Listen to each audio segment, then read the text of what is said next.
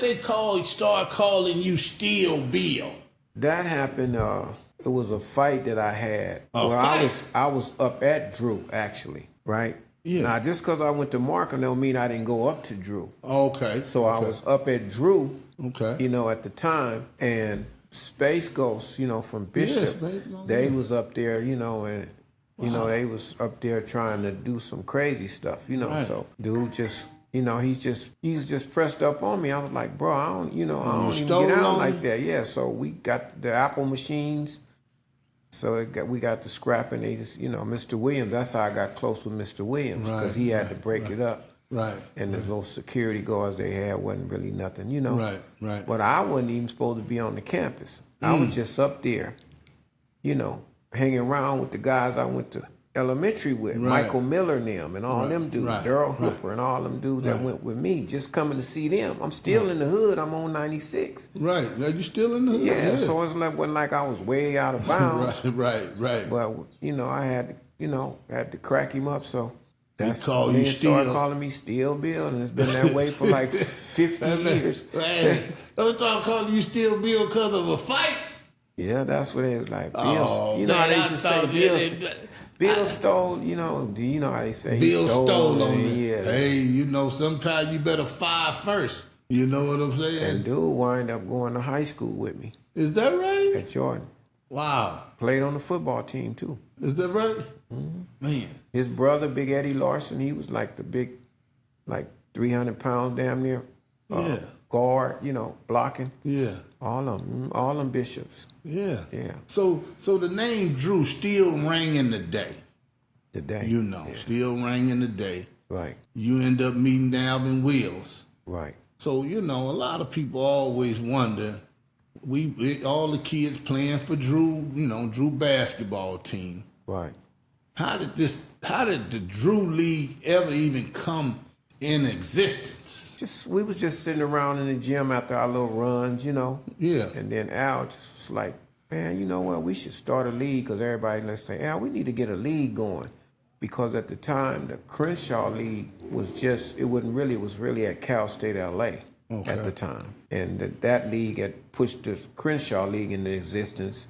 And then Alvin was like, man, yeah, we should get something started. So we used to play on Friday nights, 3 games, and all day Saturday, because we couldn't get the permit on Sunday. Right, They had something going on with the school board at the time. Right. So that's how it really started. So that's how the first thing got started. Yeah, that's how it Did started. you help any young guys coming up, because I was talking to Pokey. Right. Pokey said you helped him out. Sure. Pokey was trying to tell me he was giving the Cass a run for his money, Yeah, he was giving all of them a run for their money. Was he? Pokey could shoot. That's what he could do from long range.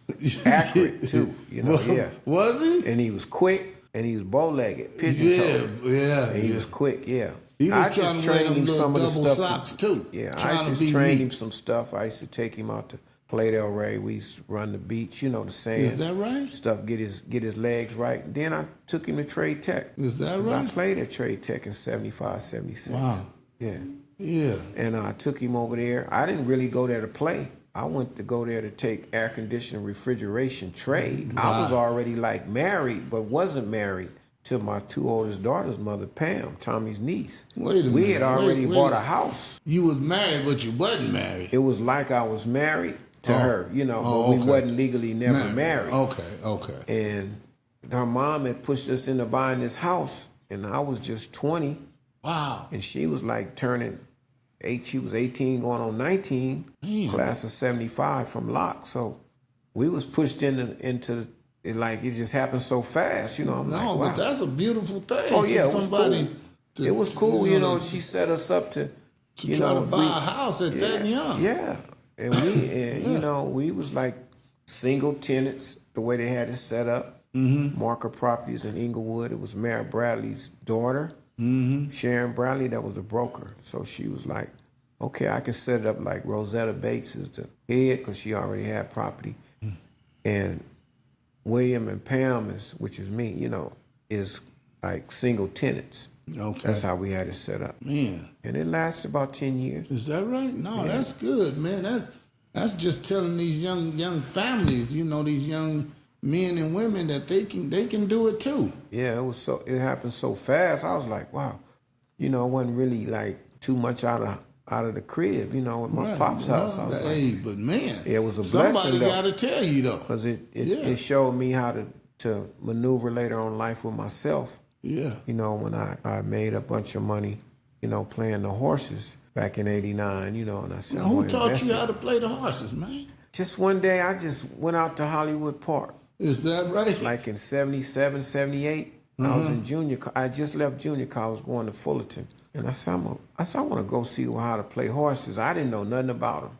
Right. And I was just out there, and I met this older guy that been doing this like back in the 50s, and he said, "You pretty intelligent, you got heart," because he was giving me horses, and most people that come out there new and don't know what they doing, they'll bet like $2. He was giving me horses, and I'd be putting 30 on. He was like, "That's too much. Just calm down, That's when he said, "You got heart."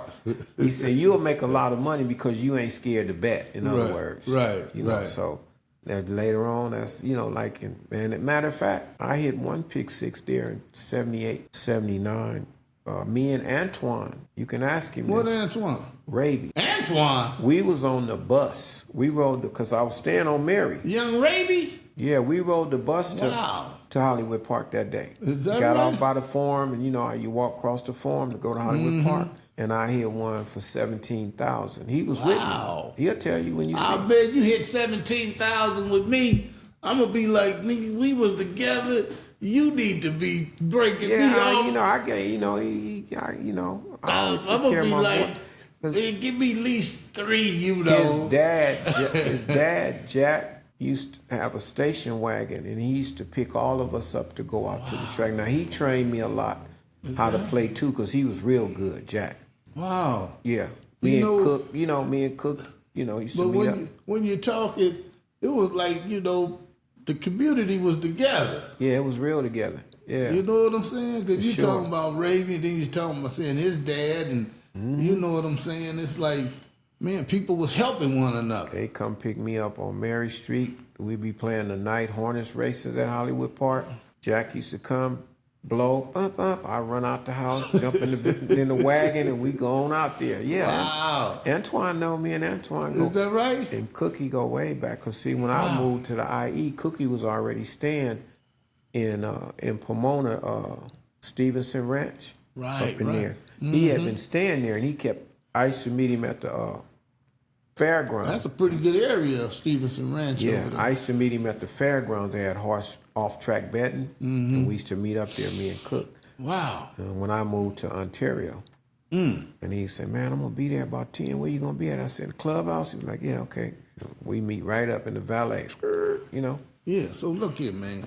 You say Alvin Wills was pretty much the man who's really started for sure the Drew League. Yeah, Alvin Wills.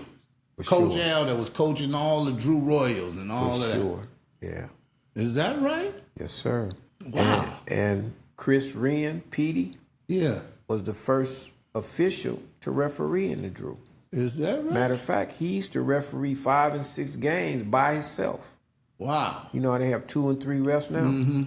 And short as he is, then nobody want to fight him, or if he call a call. You know how people do nowadays. Their tempers is bad now. They want to fight us in a minute. Fight the ref? Yeah, and I mean, they never did that to Pete. And it was tough in there back then in the 70s. It was some tough dudes. Wow. The Michael Coopers, and stuff like that. Jeff Calhoun, them, from Jordan. Yeah. All the Jordan boys, Freddie Blue, them, Is that right? Yeah, for sure. So it been getting to start to grow.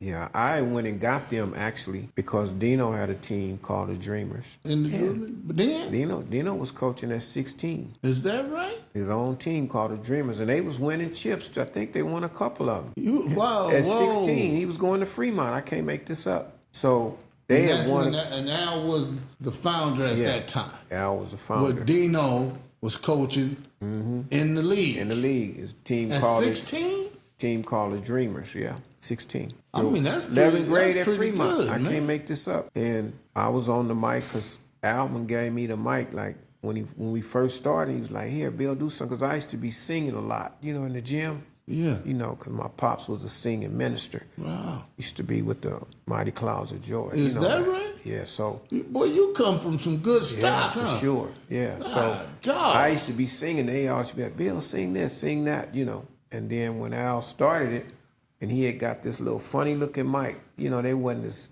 upscale like now. Yeah. And he said, here, Bill, do something with this. So I just started And you announcing started, the game. is that right? Yeah, and then next thing you know, White Shadows came calling. Is that right? So, boy, you part of the, you know, you part of the interior of this stuff. For sure. I mean, you were there when it started. yeah. You know what I'm saying? I basically did it from the heart. And that's it. Because one, I wanted to go to Drew, you know, but I couldn't because of the rules of the 90-second thing. Yeah. But it is what it is. So when the Drew League really started off, you know, it just came to be like a every summer thing for me. Right. Even when I moved to the IE, I would make my way down here on the weekend, even rent a hotel or something close by. Well, you sure have a lot of love for the Drew. Sure. Drew period. Right. Not only just the Drew League, Right. but just the Drew foundation of it all, period. Right. People, well, it's a lot of guys, but you are one of the legends of that. Yes.